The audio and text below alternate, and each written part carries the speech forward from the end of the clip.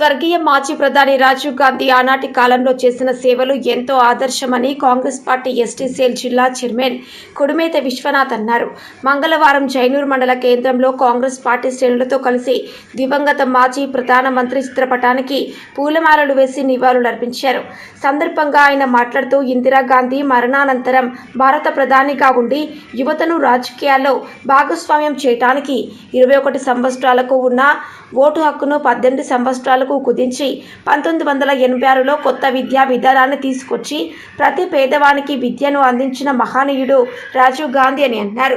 మన దేశంలో సాంకేతిక పరిజ్ఞానం ఇంత అభివృద్ధి చెందింది అంటే స్వర్గీయ రాజీవ్ గాంధీ కృషి ఫలితమేనన్నారు. కంప్యూటర్లు, సెల్ ఫోన్లు ఇంత వినియోగంలోకి వచ్చాయంటే మహనీయుడు చేసిన కృషి వల్లనే అన్నారు. రాజీవ్ గాంధీ సేవలను కొనియాడారు.